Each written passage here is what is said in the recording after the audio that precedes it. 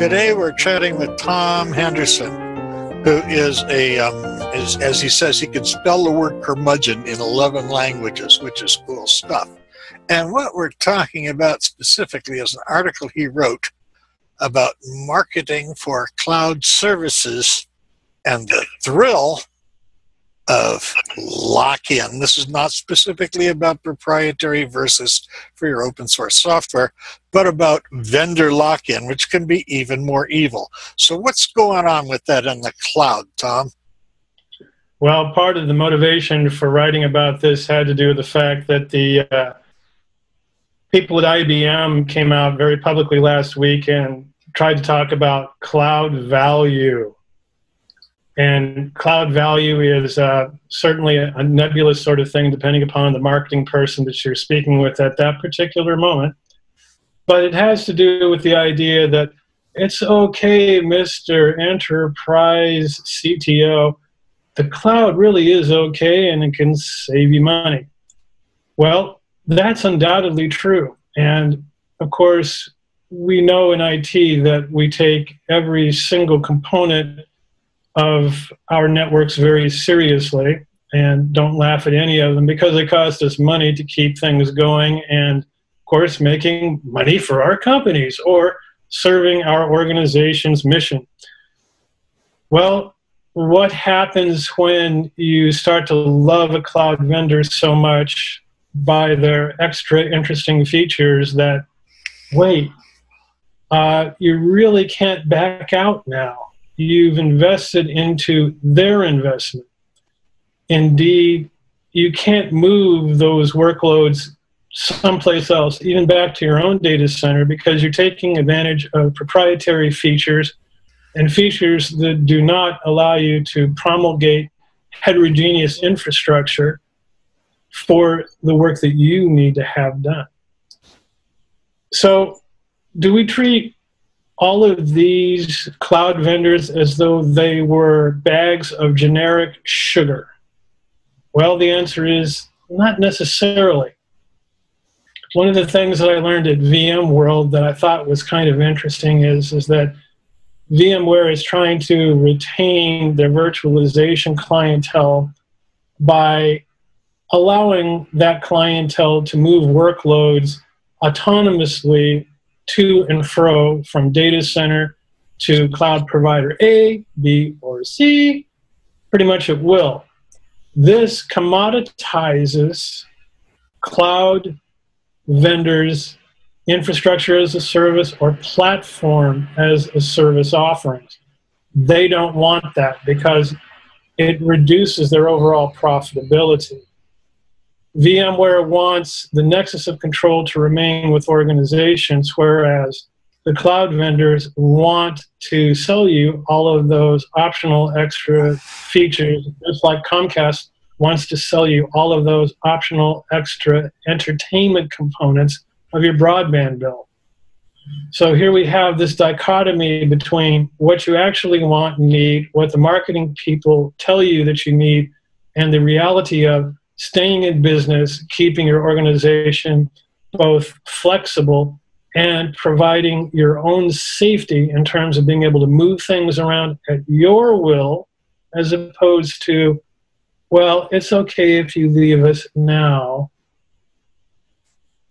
So the bottom line is the article represents the difference between the marketing ego that's now being foisted in terms of differentiation of services and keeping away from the commodity market, and of course what the needs of organizations are to just do real work in a cost-effective way. Okay, so so one way to guard against this, now I'm just speaking hypothetically here, would be to use either open source or your own in-house developed or whatever, proprietary, but your own everything except the bare cloud service. Would that not protect you from this lock-in you're mentioning? This depends, and it's not a simple equation.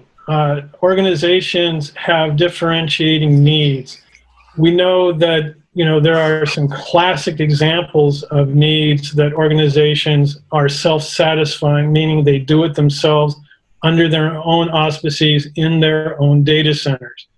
This includes line of business applications, general applications. Then they have storage needs. Some of them are required to store different things for a very long time. Sometimes you don't need those stored things not very quickly at all. And so you can put them onto tape, or you can put them onto third layer storage. In the cloud, analogs of these sorts of fulfillments are offered in different packages. Some of them are wickedly difficult to discern how much they're going to cost you over a period of time. There are different kinds of storage vaults that store files, they store objects, they store blobs, they store your email, as might legally be required in your jurisdiction. Oh, and there are so many different jurisdictions to keep track of all of this stuff. So you, as an organization, have learned how to do this yourself, and now you're taking a look at, well, how can I offload some of this crap? Or, storage is going nuts, and how am I going to expand it? We used to talk gigabytes, now it's terabytes and petabytes.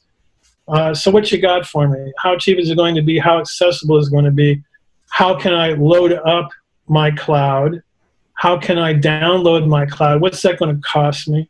Then there's e-discovery. The litigation that fuels so much of the business world requires document discovery and accessibility.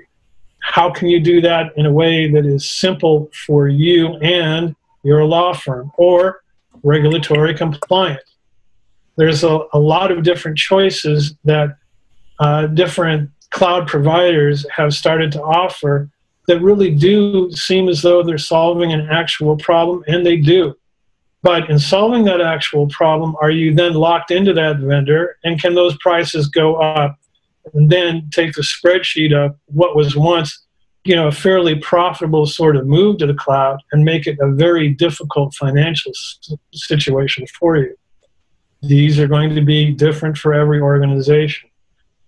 If you've gone to price cloud these days, whether it's infrastructure or platform as a service or storage, you found that it is dizzying in terms of the numbers of choices that you have. VMware, as an example, would prefer that they were all little bags of sugar, so that you opened up each bag and you're going to have little white grains fall out onto the table. Now, it is the exact opposite desire of each of those bags of sugar vendors to make you believe that their bag of sugar is actually the one that you're going to want to have. Our carbs are better than that other bag of sugar because we can also color our sugar. Did you know that? Wow. Yes, we can make our sugar taste like maple. You like maple, don't you? Aren't you attracted to maple? Oh, yeah. Right. And so the idea is that we have the marketing people trying to create and differentiate themselves in terms of value. And it's up to the skeptic buyer to understand if that value locks them into a vendor, and if the vendor has a history of raising their prices in ways that cause further lock-in or financial pain later on, or they simply, you want to leave?